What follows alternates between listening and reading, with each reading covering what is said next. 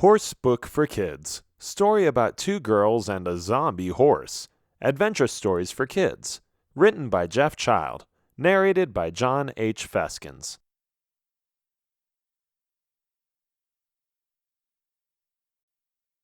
Introduction. Diana and Daphne are friends. They both love horses. They both love the outdoors, and nothing seems to go wrong. But when Diana does something that Daphne doesn't like, their relationship turns into a big fight. Daphne turns Diana's horse into a zombie horse, with all the destructive, horrific consequences that come with this transformation. Will the two best friends remain enemies, or will they have the courage to forgive each other?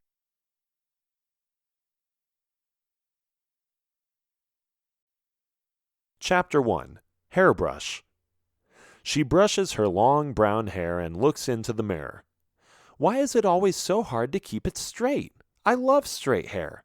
I wish I had it like Diana, with a little bit of a curl at the end and straight in the middle. Her hair is perfect, but I am stuck with these annoying brushes trying to straighten everything out. Ugh, so stupid. Daphne looks at the reflection of her face. Well, at least my eyes are pretty, she says with full confidence. But I don't know if that's going to convince Ralph. I wish he was intelligent enough to notice that I've had a crush on him for months. Maybe I will go to Diana and ask her what to do. After she grabs her backpack and runs out of the house in her striped shirt, Daphne snatches a sandwich from the counter, yells, "Thanks, Mom!" and shuts the door. She hurries to the home of her best friend Diana, who has agreed to see her and talk about stuff. They love to talk, these two girls, and they can go on and on for a long time. One time it was after midnight, and they totally forgot the time. They talk about everything, looks, music, people, boys, but a lot of times they talk about horses. Diana and Daphne are horse girls, and they each have their own horse. Daphne is 11 years old. She got a horse from her dad, who has a decent job in the village where they live. Diana, on the other hand, is 13. She had to work hard to save up, but she claims that she doesn't envy her female friend for getting it for free. Daphne knocks on the front door, and Diana opens up. "Daphne, I'm glad you came early. Come in." "How have you been?" Daphne asks. "Not bad, not bad. Have you been noticing some boys lately?" Diana asks while giggling. "I still just like Ralph," Daphne says. "You already knew that." Suddenly she looks at Diana's hair and says, "Whoa, how did you do that?" "Do what?" Diana wants to know. "That thing with your hair. I was just thinking about it this morning. I don't know how you always get it the way you do." "Oh, you mean with the swirl and stuff?" Diana asks. "That's my little secret. Do you promise not to tell anyone?" "Sure, tell me." "I will show you. Come on, it's upstairs." Full of curiosity, Daphne follows her friend up the stairs and into her room. Diana bends over and moves some things around in her drawer. Then she gets a hairbrush from the bottom of the drawer and shows it to Daphne. "This is it," she says. "I don't understand," Daphne says. "What is so special about it?" "It's not just a hairbrush," Diana says, referring to the pink object in her hand. "It's a magical hairbrush." "Really?" "Yes," Diana says with a serious face. "It straightens your hair instantly." "Can I use it?" Daphne asks. "No, of course not." "Huh?" Daphne didn't expect this answer. She doesn't understand. "Why not?" she asks. "What's wrong with using your hairbrush?" "Like I said, it's a magical hairbrush, and it belongs to me. You use enough magic as it is." "What's that supposed to mean?" Daphne asks, feeling a little offended. "I finally have something that you don't, and now you want to have it too? No way. You have magic spells that make pearls appear, skeletons die, or turn in circles. I'm not good at any of those things. For some reason, you have a knack for magic. It's not fair. I have always been jealous of you, and now I have something that you can be jealous of. It's as simple as that." "I can't believe my ears," Daphne says. "You never said anything. Stop being so childish. We always share." You never share your spells, Diana argues. That's because I can't share them. You have to study the ancient arts of magic. It's your own fault that you're so bad at it. If you would have studied more, you would have been good at casting spells too. My own fault? That's it. Get out of my room. Daphne steps out of the room. So now what, Diana? And now get out of my house. I don't want to see you again for the rest of the week. Too bad. We'll see each other in school. Okay, nowhere else then. Get out already. Fine. Daphne stomps as she descends down the stairs and slams the door. She is furious. She will avenge herself. That selfish Diana. She is going to pay. Why won't she just share her magical hairbrush with her? After all, her hair is always perfect. Doesn't she want her to have the same beauty? And how am I going to impress Ralph? She thinks out loud. My hair is messed up. He will notice. I can't let her do this to me. And she doesn't. That night, when it's dark, Daphne waits until her parents are downstairs and sneaks out of the upstairs window. She jumps down without hurting herself. Plof! Now, let's see how I can get into Diana's room without noticing, she thinks. She tiptoes to Diana's house and looks up. On the main floor, the lights are on, but on the second floor, there are no lights. Good, she thinks. She must be downstairs. Let's hope I'm right. She climbs up, holding onto the drain pipe, and looks into Diana's dark bedroom. It seems like the coast is clear. Daphne opens the window and sneaks inside. Then she searches in the drawer and finds the hairbrush. Ha, she says, congratulating herself that she found it. Let's see whose hair will be perfect in the morning. After she jumps down, she runs back to her house, but she forgot to close the window.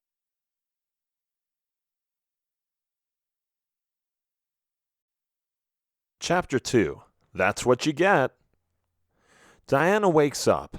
She yawns. She stretches her arms. Then she gets out of bed, takes off her nightgown, and puts on a shirt and a skirt. She opens the drawer and reaches inside it. Huh? She says. I thought I put it right here. Where is my hairbrush? She looks around the room, wondering if she has been sloppy with it or left it in a corner. She searches for several minutes, and then she sees the open window. What? She exclaims. That has to be Daphne's doing. She wanted the brush so badly. She stole it. Oh, that. She has everything. Her daddy bought her a horse. She can use magic all she wants. And the one thing she won't let me have is more beautiful hair. Well, if you want to play this game, let's see who wins, girl. You're going down. That morning, it takes her 10 times as long to get her hair done, but she doesn't care. She has a plan to get back at her previous friend. She puts on some extra makeup and leaves to school. Sneakier than ever, she walks around on the playground and searches for Daphne. She doesn't talk to her, but she observes her from a distance. Daphne looks pretty today, and yes, her hair is perfectly straight. She walks around as if she owns the place, with her shoulders up and a big smile on her face. Daphne is going to get it, Diana thinks. I have to do it at the correct moment. It has to be timed accurately. She looks over her shoulder and sees Ralph. He is by himself. Awesome, Diana thinks. It's time for some revenge. She walks over to him and strokes her hair. Your name is Ralph, isn't it? She asks. Yes, it is. What is your name? I am Diana. I don't know if you've noticed, but I was looking at you all the time.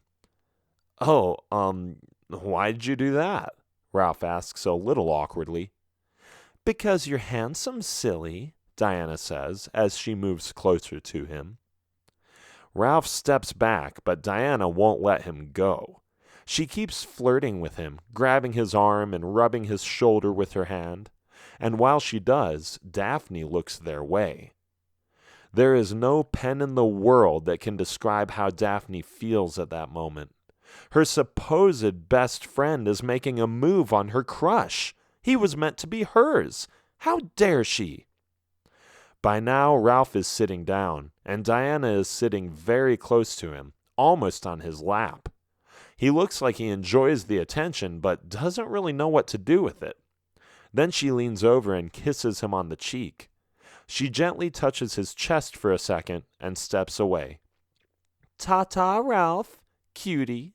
See you in class," she says, as she exaggerates the way her hips move back and forth while she walks away.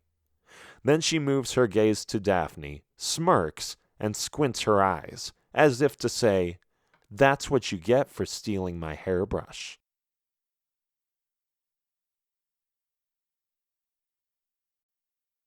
Chapter 3. Oh, no, you didn't.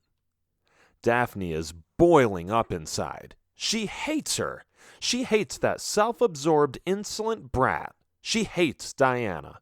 How dare she flirt with Ralph like that? She knew it. She did it on purpose. Ugh, that's it. Really? She says out loud, not caring that other kids can hear her. This means war. She endures the classes in school, although she wants to just destroy everything around her. She won't even look at Diana. She wants nothing to do with her. In the meantime, she is contemplating an act of cruelty. What can I do that will really hurt her, she thinks.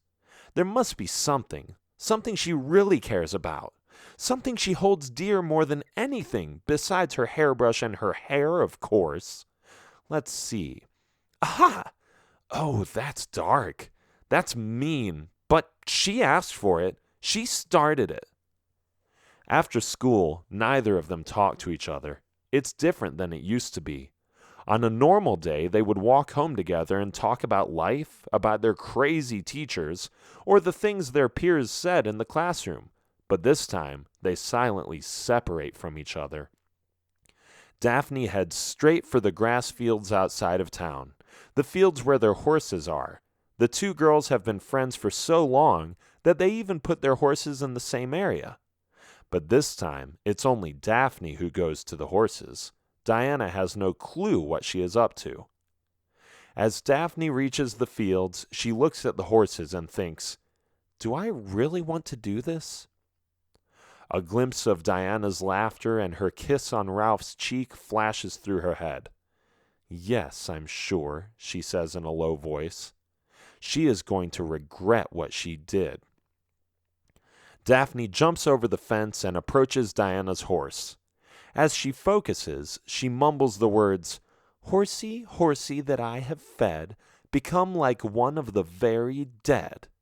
She waves her hands through the air to empower her enchantment. Poof! In front of her, Diana's horse undergoes an instant change of appearance.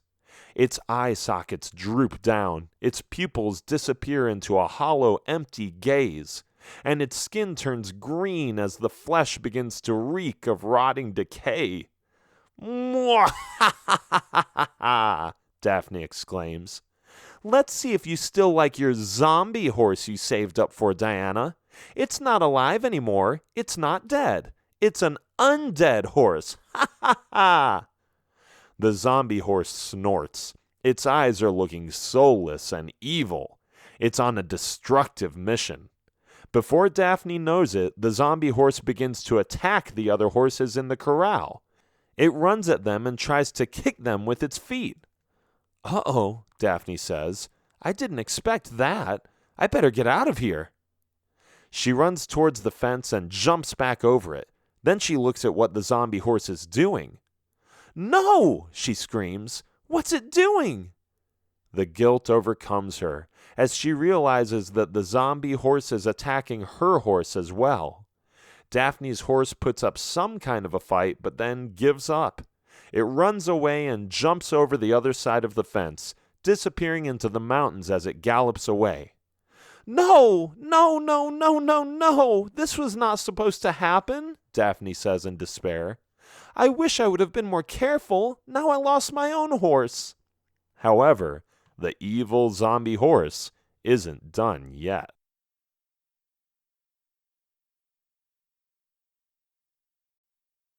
Chapter 4. The Crazy Zombie Horse. The zombie horse looks at Daphne and comes running at her. "Stay away from me!" Daphne yells. "Help! Help! But it won't stop pursuing her. She reaches the village, and some of its inhabitants come out of their homes to see what is happening. Help! Daphne still yells as she keeps running away. They look at her with big eyes, not understanding why she is in so much panic. But when they look behind her, they immediately figure it out.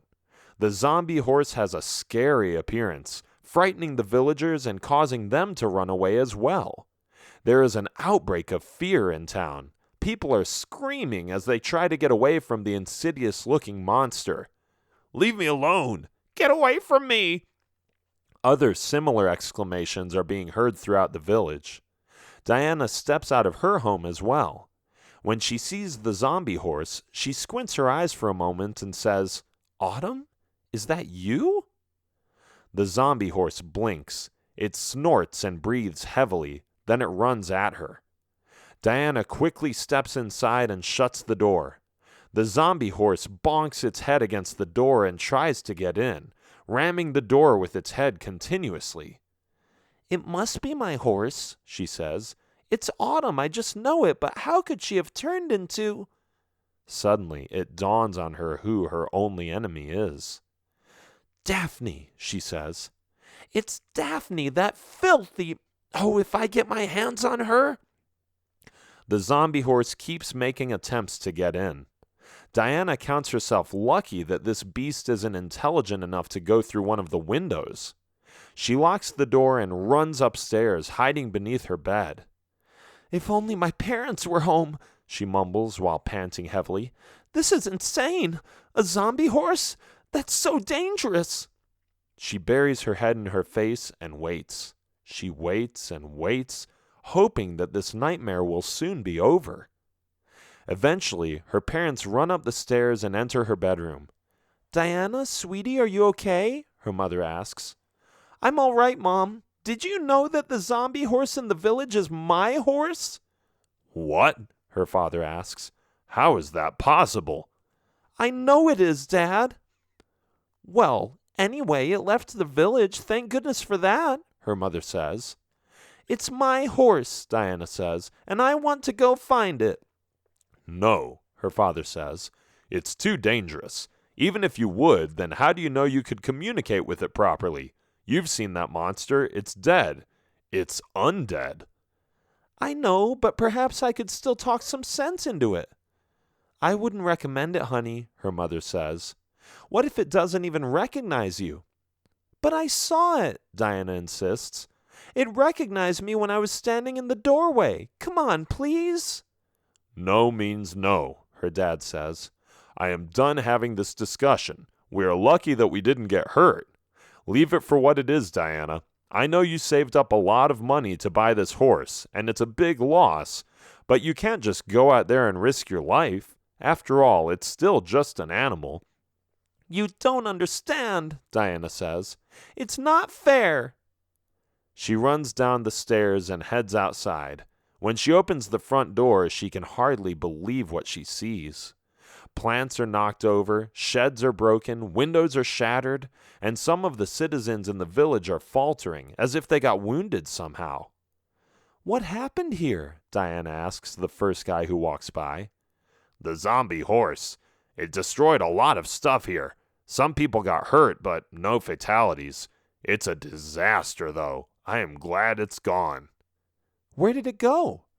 "Into the mountains, that way. Now, if you'll excuse me, I have to go check on the children." Diana doesn't hesitate. She knows into which direction to go now, and she leaves immediately, ignoring her father's counsel.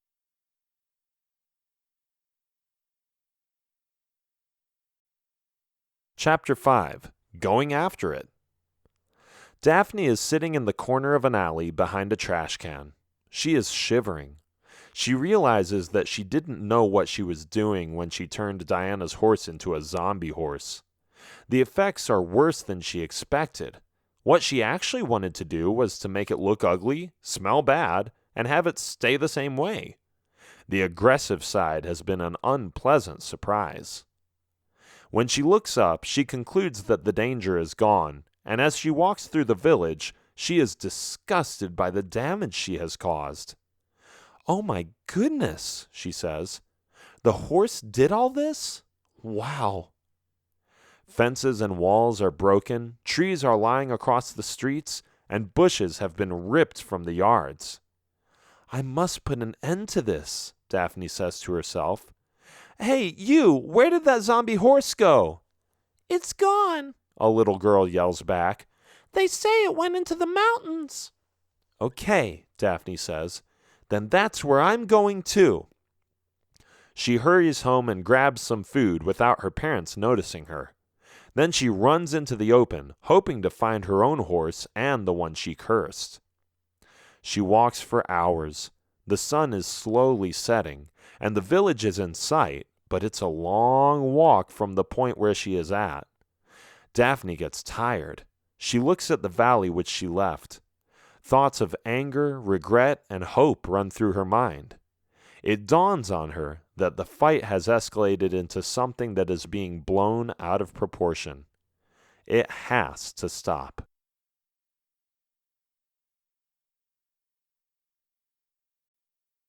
Chapter 6: The Final Fight.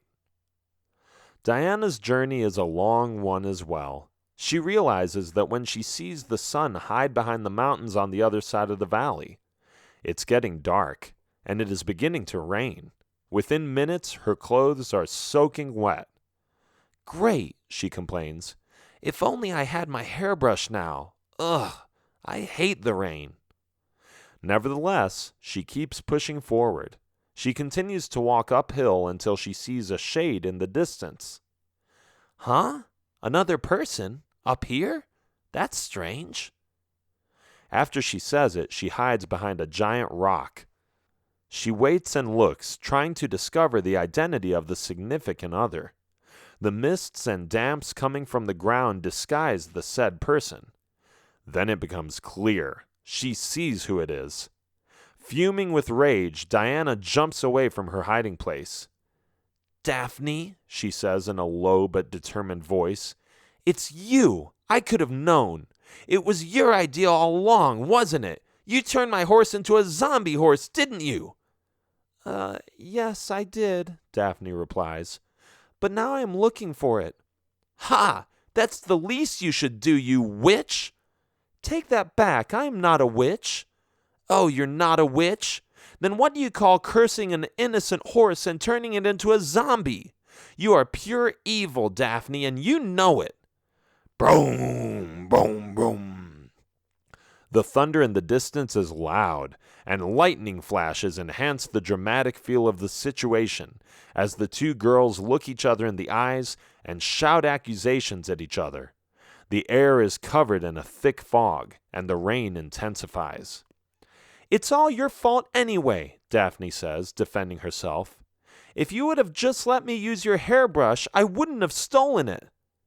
"Oh, so now you're justifying that too? Wow, you're so innocent and full of yourself." "Don't give me that. You're not so nice yourself. Why did you have to be all over the one guy I like, huh? You knew I liked him, and then you just throw yourself into his arms in front of everyone. Let me ask you this, Diana. Do you even like Ralph?" "Of course not. I just did it to get back at you. Ralph is a loser." "How dare you? Take this, you tramp." With those words, Daphne jumps to Diana's waist and pins her to the ground. When she has her there, she begins to beat Diana up, who holds her hands in front of her face and kicks Daphne off. "You think you're better than me?" Diana asks. "I'll show you how to put up a fight." She pushes Daphne over, who slips and falls with her face into the mud. Diana pulls her head up by grabbing her hair and is about to pound her hard, but then Daphne says something she didn't expect. "Please, Diana, I'm sorry. Please, let's stop this nonsense." Diana's facial expression changes. As she looks into Daphne's eyes, all she sees is the best friend she missed so much during their ridiculous argument. A tear appears in her eye, and Daphne sits up. "I'm sorry," she says again. I was jealous of your perfect hair. I just wanted to be more like you. I look up to you. And yes, I have practiced more magic, but what do you think I try to compensate for? And are you jealous of the fact that I got my horse for free? Do you think I'm proud of myself? You are the one who worked long and hard to pay for your own horse. I don't think I could ever do that. You're my heroine, Diana. Whenever I am with you, I try to compete because you're so good at so many things. That's the truth. Diana looks at her, with the rain still pouring down on their faces.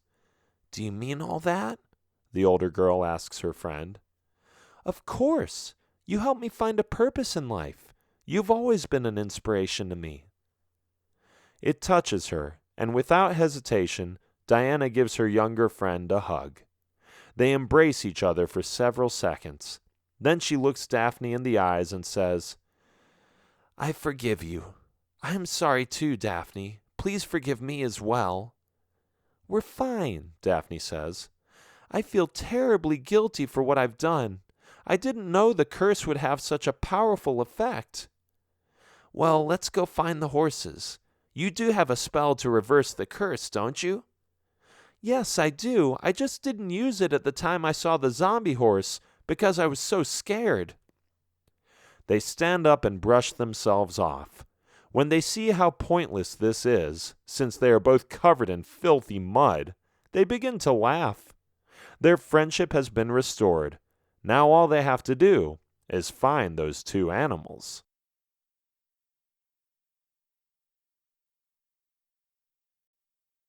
This has been Horse Book for Kids, story about two girls and a zombie horse, adventure stories for kids. Written by Jeff Child, narrated by John H. Feskins. Copyright 2017 by Jeff Child. Production copyright 2017 by Jeff Child.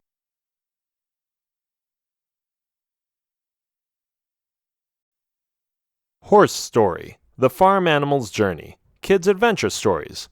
Written by Jeff Child. Narrated by John H. Feskins.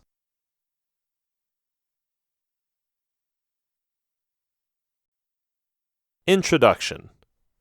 This horse is tired of standing on the grass or in the barn all day. She wants to explore the world. Meet Casey, a horse with adventures, thoughts, and curious desires. She goes on a journey with some of her friends, which leads them across the country using several means of transportation and Casey's funny, messed up sense of direction to end up in fascinating and sudden situations.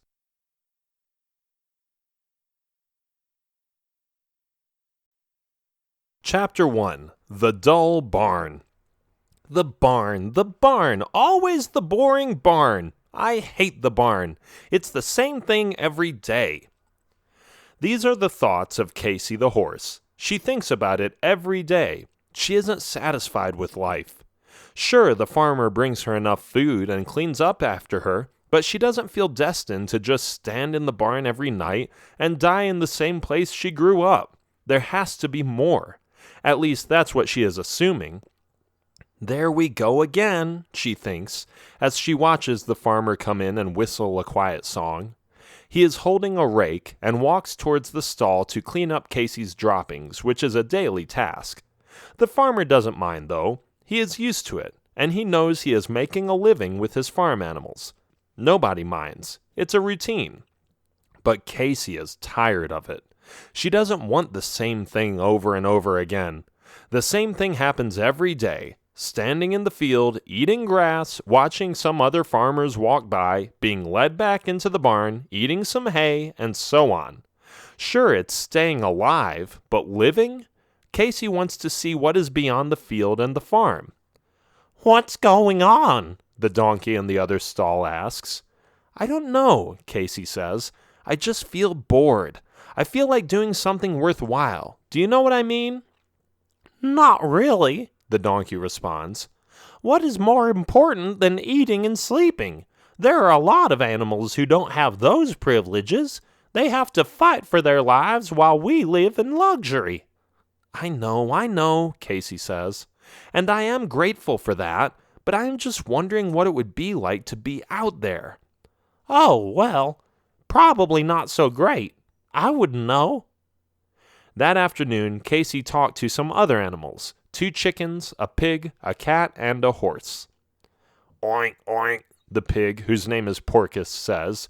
What are you suggesting, Casey? That we just take off and leave the farm behind? That's exactly what I am saying, Casey says. Let's just take a vacation. We don't have to stay somewhere else. It's not permanent. We'll be back before the farmer starts missing us, before he blinks his eyes. It won't be a problem at all. Whoa, wait a minute, Bruno the dog says. What are we going to eat? And how are we going to find our way back to the farm? Oh, those things will just take care of themselves, Casey says laconically. And what about predators? Chick and Chack the chickens ask. Aren't there dangerous animals out there that will try to eat us? Maybe, but if we stick together, we'll be able to resist those easily. Trust me. I think it will be fun, Oliver the cat says. I can already see myself chasing the mice in the forest or catching a bird in a tree with my sharp nails. Meow. The other animals look at him in silence. You're sadistic, Porcus says. Oh, come on, Oliver says. I just enjoy my nature. I eat meat. Bruno, you know what I am talking about. Yes, but I do not play with my food, Bruno says. Okay, Casey says. We're getting a little off topic here. My big question is, which of you wants to join me? They all nodded. I'm in, Oliver says. So am I, the pig agrees. We are all here to help you find what you're looking for, Casey. Besides, it will be a great adventure. When do we leave? Bruno wants to know. Immediately, Casey says enthusiastically. Let's go. Hold on a minute, Bruno says. Hold your horses, buddy. The others chuckle. What did I say? Bruno asks. Well, Porcus says. You said, hold your horses, and seeing that she is Oh, never mind. But why not? We can just leave now. Nobody cares. The farmer won't notice because we'll be back in a heartbeat. I am not so sure, the cat protests. I want my warm place in the barn for one more night and my bowl of milk in the morning. How about we leave after breakfast? Sounds like a plan, Bruno agrees. That way we'll have more time to mentally prepare for the long trip we are about to make. With that being said, they each go their separate ways and go through the routine of the day. They know, however, that things will change the next day, and they have no idea what is out there waiting for them, but according to Casey, that's exactly the fun of it.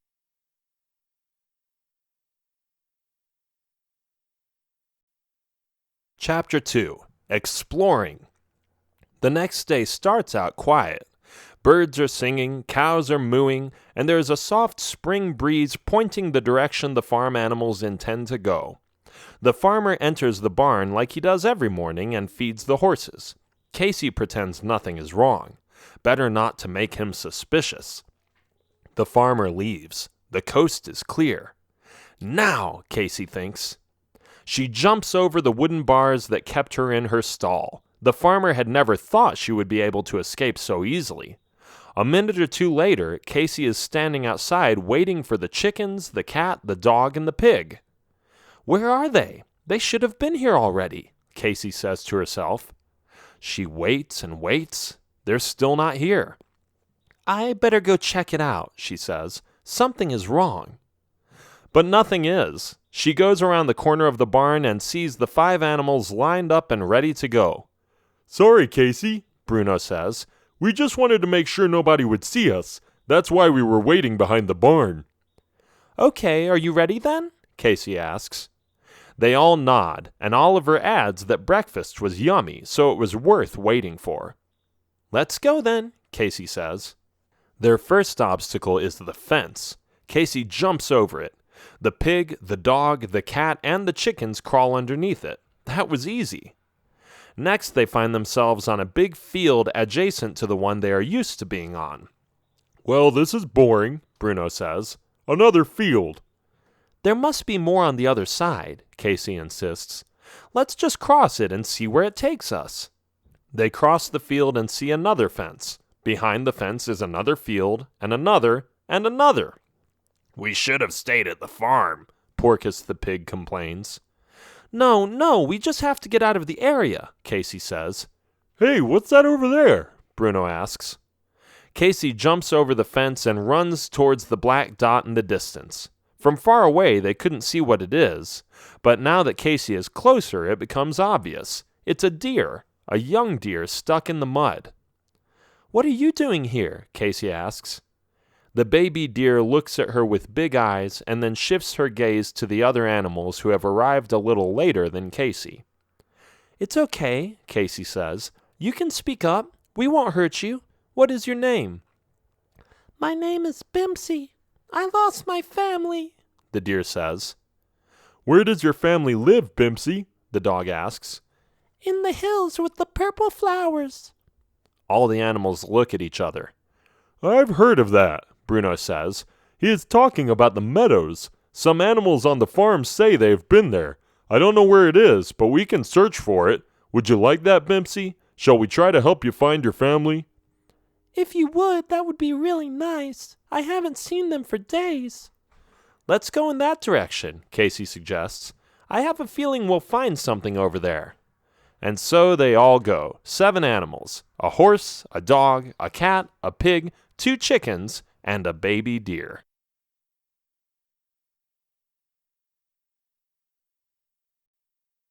Chapter 3. The Train Ride. The group crosses one field after another until they hit a train tracks. They stare at it for a while and look at each other. Oh, what are they? The chickens ask. Oh, I know what these are, Bruno says. They're train tracks. They all look at him. How come you know so much and we don't? Porcus asks. I've been, around, Bruno says. You've escaped before, haven't you? Casey asks. Yeah, sort of, I guess. Do you know where we're supposed to go then? I mean, I have no idea where the hills with the purple flowers are. None of us do. I think that we'll find them if we take the train, Bruno says. Are you crazy? One of the chickens says. How are we going to get on the train? I can't even jump that high. We'll have to look for a train station or wait for it to stop, the dog answers. The animals aren't sure how to do it, but right when they are about to discuss the solutions, they see a train coming. It is still in the distance, but it seems to slow down. As the train comes to a halt in front of them, the group watches in amazement. All of them have their mouths and eyes wide open. They can hardly believe what just happened. The train stopped exactly in front of them. What a coincidence! Oh, well, there you go, Casey says. Looks like fate is smiling at us. Let's go inside. Oliver jumps on the door and opens it up. Casey throws the chickens inside, lifts up the pig, and helps Bimpsy to climb inside the wagon. It is so easy that they wonder if they might have done something wrong. The train takes off again. Why it is stopped, it is not clear. The 7 animals look around them. They are in a wagon with straw and hay in the corner. It looks nice and soft, and Porcus and Oliver jump into it immediately, attempting to claim their own space. Who are you? They suddenly hear. It sounds like a low, heavy voice from a humongous animal. They all turn around, a little scared to find out who or what might be talking to them. Then, out of the dark shadows, a giant bear steps forward. Ah! The animals scream. Wait, The bear says. You don't have to be afraid. I have enough to eat. I wouldn't eat you. Besides, I haven't really fought or hunted in years. I am a circus bear, see? The bear stands on its hands and shows the farm animals what he is capable of. Wow, that's impressive, Casey says. Where did you learn to do that? Well, like I said, I am a circus bear. We go all over the country to perform and do tricks, and then people clap and cheer at us. They love it. Sounds like a fun thing to do, Casey admits.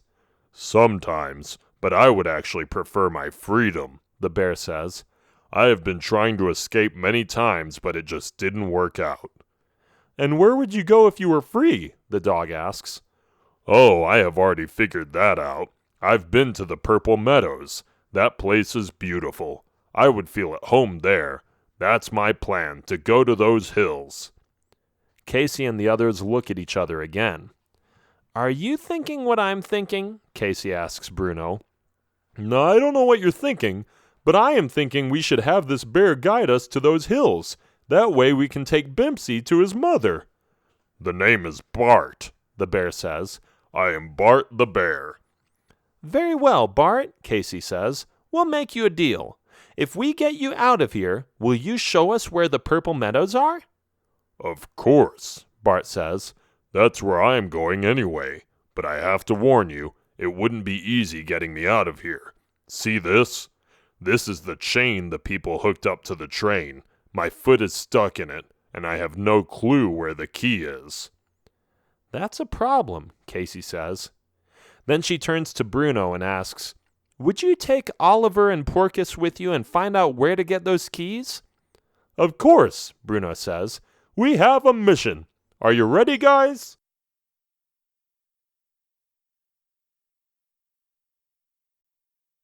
Chapter 4: The River. The train keeps going at a steady pace, occasionally hitting a little bump on the tracks or swaying to the left or right side.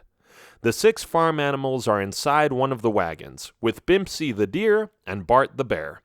One of them needs his family back, the other simply wants his freedom back. The situation has become more complicated than it already was. Bruno, Oliver, and Porcus are discussing the best way to get a hold of the keys to release Bart the bear. "I think most of the people are in the front of the train," Bruno assumes. "If we can get out of this wagon, we could sneak towards them via the rooftops. When we see the conductor, we will each have something else to do." Some further details are discussed, and the trio escapes the wagon via the ladder and the hatch in the roof. They walk over the wagon's rooftops and hop from the one to the other. By repeating this a few times, they get to the front of the train. Bruno holds the hatch, and Oliver and Porcus jump down. When they land on the floor, Bruno follows them and looks around. The conductor is looking in front of him, making sure the train ride goes smoothly and without problems. The shiny keys to the chains and wagons are hanging from his pocket. They are ready. Their plan is about to be put into practice. Bruno barks. "Bark! Bark!" The conductor looks at him. "Hey, what are you doing here?" he asks. Then it's Porcus's turn. He dashes forward and hits the conductor's legs, causing him to fall backwards and end up on the floor. "Get them, Oliver!" Bruno shouts. Oliver jumps on the conductor and meows as loud as he can, scratching his head and attacking his back. The conductor cries like a little kid. It has been a long time since he has last been assaulted by a cat. He covers his head and screams with fear. Oliver shifts his focus from the conductor to the keys in his pocket and snatches them away. "Got them," he says. "Good," Bruno says. "Now let's go." As the conductor is recovering from the sudden scariness of the situation, the 3 animals quickly climb up the ladder and head back to the open hatch on the rooftop of the bear's wagon. They slide down and present the keys. "Great job, guys," Casey comments. "Let's get Bart out of those chains." "Wait," Bruno says. "If we get him loose, he might eat us." "Oh no," Bruno denies. "I told you I am not hungry, and I've been eating a lot of vegetables. Besides, I couldn't hurt you after helping me. I just wouldn't feel good about myself." Casey gets a little closer and looks at him with squinted eyes. "You have to promise," she says. "You have to promise that you will never touch any of us, not even the chickens." "Can I chase them just for fun?" the bear asks. "Well, maybe," Casey says with a smile. "Hey!" the chickens protest. "We don't want to be chased." "Oh, be quiet," Bruno says. "We are trying to negotiate. So how about it, Bart? Will you commit to leave us alone and guide us to the hills with the purple flowers?" Yes, I promise. Now please get me out of here." Casey and Bruno nod at each other, and Casey unlocks the bear's chains. The train stops, something they didn't expect. What? Why did it stop? Bimpsy asks. Oh, how convenient, Casey says. It's like they stopped to help us leave. Don't be naive, Bart says. They stopped because you stole the keys. It's because they're trying to keep us in here, not to help us leave. Come on, we have to move, quickly. With his strong hands, he opens the wagon door. He encourages the others to leap out immediately. One by one, they climb out of the wagon and look around. When they are outside, they see a dozen angry men running towards them with sticks and whistles. What are the sticks for? Casey asks. I hate those, Bart says. They poke you with those if you're not listening, and when they do, a spark of electricity goes through your entire body. It's awful. But we don't have time to talk. We have to run. So let's go already. The animals run away as fast as their legs can carry them. They come to a riverbed. Uh-oh, Casey says. How are we going to cross the river? If we don't, they will catch up to us. There, Bruno says. Look over there. They all look to the right, where they see a beaver carefully construct a beautiful dam. Then they look at Bruno, as if to ask him if he is crazy. What? He asks. Do you have any other ideas? They don't, so Casey decides to go first. She crosses the dam carefully, placing one foot in front of the other. Then the dog, the cat, the chickens, the deer, and finally the bear. The beaver seems a little displeased with their decision, but there is nothing he can do about it. Go somewhere else, he yells. I spent hours creating this dam. I don't want it to break. The people from the train are gaining on them. They are near the dam and are about to walk across the river by using the dam. Bart looks at the beaver and shrugs his shoulders. Sorry, buddy, he says. Then he leans forward and destroys the end of the dam. The branches, rocks, and clay are falling apart, causing the whole thing to rip in half. Go back! Go back! The men shout to the person crossing the dam. But it is too late. As the dam breaks apart, the man falls into the water and barely holds on to one of the big rocks in the river. The other men help him up and watch their last chance of catching up with the animals disappear in the quick current of the flowing river. The animals look back and cheer. That was awesome, Bart, Casey says. Well done, Big Bear, Bruno adds. You're welcome. Thanks for setting me free, guys. Now let's go to those meadows. It's a little walk, but I know exactly where we are going.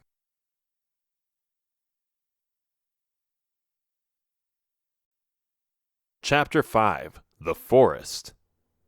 The night is young, the weather is great, but the full moon shines with its creepy face through the barren branches of the various trees. It's a dark forest, a nightmare for any trespasser, and a danger for any unfamiliar spirit to walk through. But there is no other way. The meadows are right behind the forest, according to Bart. They have to walk through this eerie place to reach their destination. Having the company of a smart dog, a brutal bear, and a hyperactive cat can make you feel safer, though. And with that thought, Casey leads the way, right behind Big Bart, who points them where to go next. I don't like this place, Bimpsy says shakingly. Oh, we'll be all right, Casey explains. Of course, there may be wolves and bats and hyenas. We may bump into the occasional clever fox, bloodthirsty lion, or cranky crocodile, but I can assure you that we'll be safe. Besides, I am with you, so what can go wrong? Bimpsy looks at him with a scared expression on his face. I don't think it helps to put him at ease by telling him about all the threatening possibilities of this forest, Casey, Bruno says. Sorry, just trying to comfort you. Don't worry, I am stronger than a bear. Bart turns around and looks into his eyes. Oh, yeah? He asks. Casey steps back and laughs sheepishly. She says, Of course I was just speaking in metaphors. I meant it figuratively, not literally. Good, Bart says. Because even when you have me with you, I wouldn't underestimate the dangers we are about to face. I've heard pretty horrible stories about this forest. Things exploding and disappearing. It doesn't sound like a place I would want to stay any longer, so let's keep going. Now Casey becomes a little scared. What could a big, strong bear like Bart be scared of? They move along and quickly find out, because in the distance they hear a loud noise. Boom! What was that? Bimpsy asks. I am not sure, Bart says, but whatever it is, I don't want to go and see. Then let's move along, Casey says. But before she can say anything else, a green monster runs at them with great speed. Green monsters, Bruno yells. Step aside, those things can explode. The explosive monster speeds at Casey, and Bruno pushes her aside, after which the explosive monster misses and bangs into a tree. Boom! The tree explodes and evaporates into 1,000,000 pieces. Quickly, Bruno the dog says. Let's run. Let's get out of this forest. The chickens jump on Casey's back to ride along, and the other animals follow the big bear, who tries to estimate the right distance and direction that leads to the other side of the forest. Watch out, Casey says. Another monster comes running at them, this time at the cat. Casey runs at Oliver and pushes him aside. That was close. The green monster explodes about 20 feet away from them. Thank you for saving my life, Oliver says. I didn't see that explosive monster coming at all. You're welcome, Casey says as she looks around for more monsters. These woods are the most dangerous place I have ever been in. Fortunately, the group of animals has no more encounters with these creatures anymore. When they see the edge of the forest, they sprint towards it and take a breath when they leave the last tree behind them. They are panting, all of them, and none of them is looking up because they are too tired to do so. That, Casey says, that was something I never want to go through again. Suddenly, the bear takes his hands off his knees and stands up. Well, would you look at that? He shouts excitedly.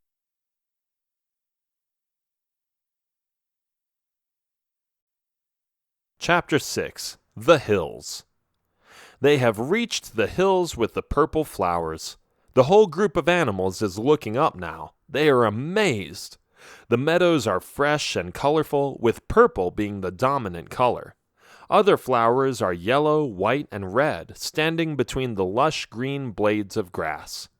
The sun hits the far hill in the meadows with such an angle that it makes them stare at it for a while. The view is breathtaking, like a little paradise on earth. There you go, Porcus says to Bimpsy. Now we can go home. You reached the purple hills. Good luck. Oh, come on, Casey says. We have to take him to his mother. We can't just leave him here. You can leave me here, Bart says. I am going to be fine now. See you later, guys. Well, that was sudden. The bear waves and says goodbye as the others watch their most protective predator take off. Great. Now what? Let's just start looking, Casey suggests. We'll just head in that direction, and eventually we will bump into his mom. You are such an optimist, Bruno says. But he doesn't have a better plan, so everybody follows Casey again. They walk through the flowers and the grass, feeling more alive in this vibrant environment of the best nature has to offer. However, no matter how lovely and peaceful everything around them seems, they can't help but feeling tired. The chickens are on Casey's back, Oliver looks exhausted, and Bimpsy can't take another step, or so he says. Casey talks with Bruno and decides it is time for a break. It's getting late anyway. The sun is setting. Where shall we sleep? Bimpsy asks. We can just sleep in the grass, Casey says. I wouldn't mind it. But one of us should watch, Bruno says. It's not safe. There may be deer around here, but I don't believe that they are the only ones. This piece of nature probably is just as attractive to predators as it is to you guys. But who should stand guard? That's what we need to determine. The others simply stare at him. The chickens start smiling, Casey shows a smirk on her face, Porcus oinks, and even Oliver raises one eyebrow while keeping his eyes half closed. Bruno knows what they're thinking. "Oh no," he says. "I didn't even sleep enough last night. Besides, I am not the most dangerous animal in this group. I won't be able to alert you or defend you. And my nose isn't as good as it used to be." The others still stare at him. Everything Bruno says is just making it worse because his reasoning is flawed. Each sentence only confirms that he would be the best one to stand guard. It's midnight. All the animals are sound asleep, all except for Bruno. He still mumbles random complaints, but nobody is bothered by it. They are happy and comfy, with sweet dreams about flowery meadows and beautiful skies. Bruno is sitting there looking around, looking at the floor, looking at the moon. He can't focus.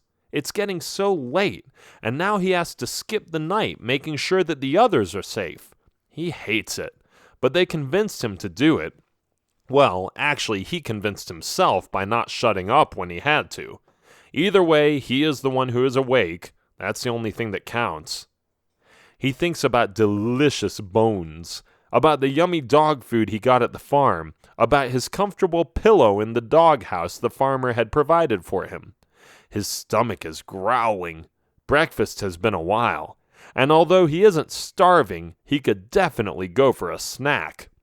Even the sleeping chickens trigger his carnivore instinct a little when he looks at them. Suddenly, a sound interrupts his thoughts.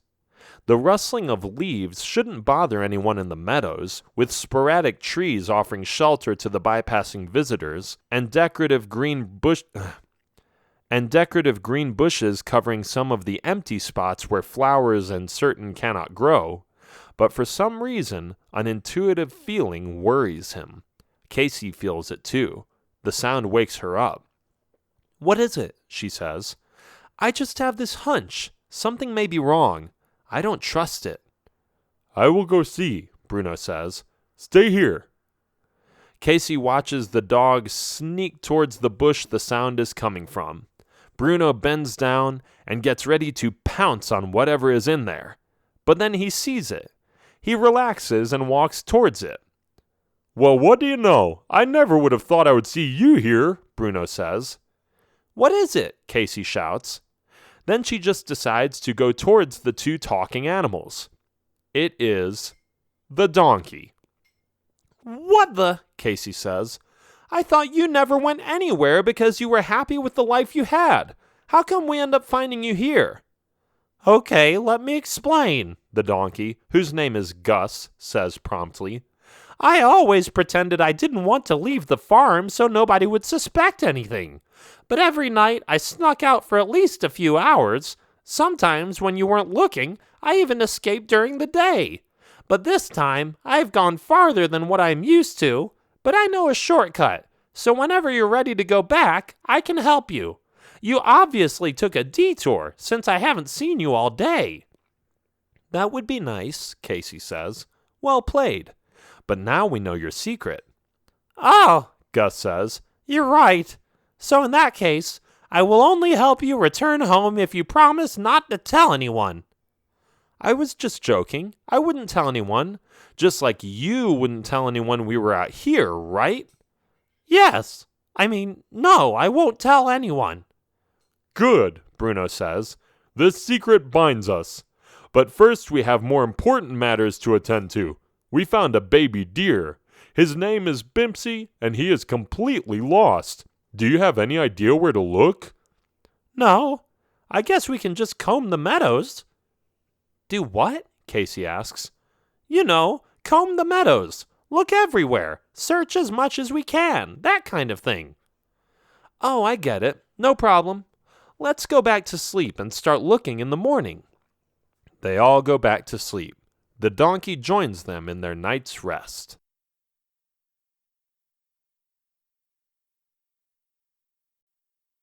Chapter 7. Back Home. The 6 animals wake up and enjoy the bright light of the rising sun. They each stretch their arms and legs and blink and rub their eyes. "Hey, look at this," Porcus says. It was getting dark when we got here yesterday, so I never saw these here, but look at how clear they are. He is pointing at tracks in the sand. Interesting, Casey admits. They look like deer tracks. It wouldn't surprise me if your mother came by here not too long ago before we arrived, Bimpsy. Let's follow these tracks, and I am sure we will find your mom in no time. Yay! The little deer exclaims. Hey, Bruno, wake up, Casey says. The sun is up. We are going to find Bimpsy's mom. Bruno stays asleep. He is dead tired because of staying up all night. Casey shakes him back and forth by pushing him a little. Wake up, sleepyhead, he says. Come on, get up. Some of the animals scratch their heads, wondering what to do. It looks like nothing will wake up the sleeping dog, but they need to wake him up or they will be split up and get lost. But Gus has an idea. He stands very close and inhales. The noise wakes him up instantly. Still startled and tensed a little, the dog yawns and agrees to join them on their search. It takes a few hours, but eventually they feel it in the air. There is somebody else there, another animal. And according to Bruno, it could be a deer. They walk up the hill, and there she is, along with a dozen other deer. Mom! Bimpsy yells. Bimpsy! His mother yells back after looking down. They both run towards each other and cuddle a little bit, before Bimpsy tells her the whole story. He goes way too fast, since that's what little kids do sometimes, but his mother is happy and patient enough to let him finish. Mom, I got lost and ended up on these farmlands, and then the horse and the dog and the cat and the chickens came and pulled me out of the mud and said they would take me to you.